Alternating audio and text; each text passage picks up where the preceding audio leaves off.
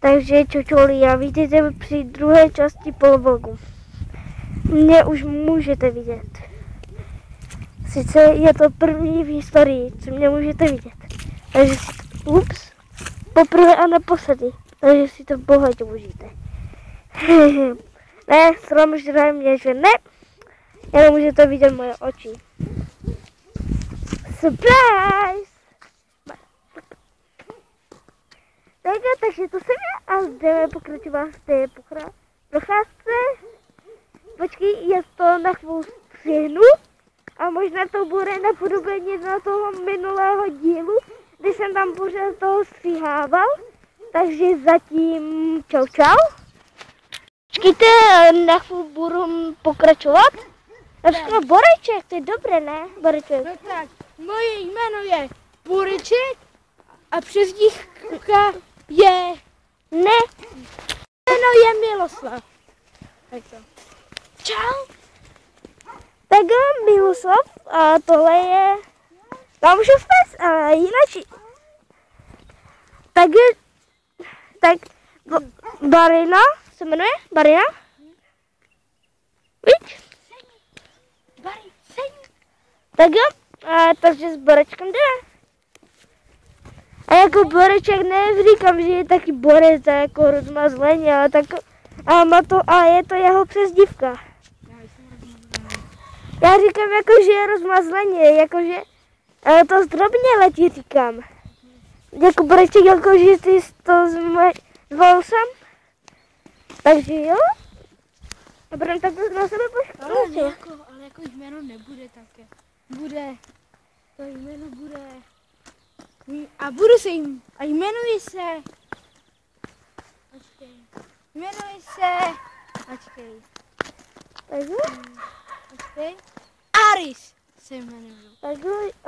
Ale ne, to může být tvoje přezdívka Aris. Ne, jméno bude Arisen.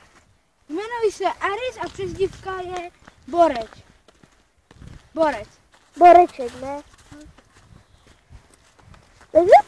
Takže zase menší. Takže už jsme u lesa a kdo se chce podívat na les, no tak se může jít klidně podívat. No tak jo.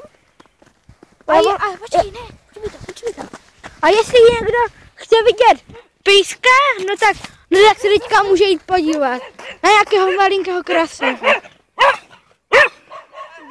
Počkej, tam ještě jeden. To je stejná velikost. Takže vám to zasamuju. Vidíte vás? A jdeme do něgo. Nebo jdeme do obchodu. Ale počkej, já tam asi nemůžu. Tak počkejte, dom střihmen. Vidíte?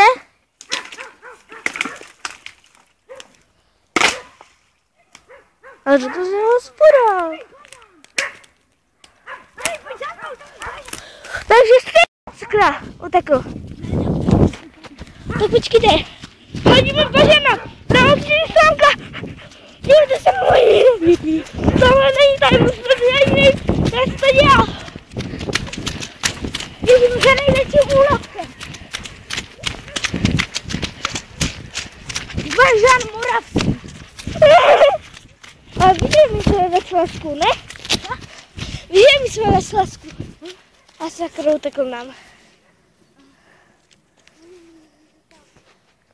Takže jo, pokračujeme. Už to není daleko.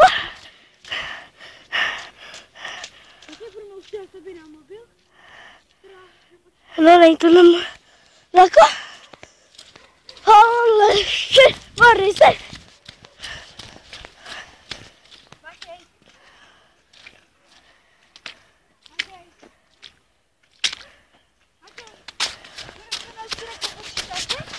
Co? Budeme chtěl do počítače? Tak já to můžu dát jenom doma. To dám jenom doma. No, to je půjde. Dobrý den.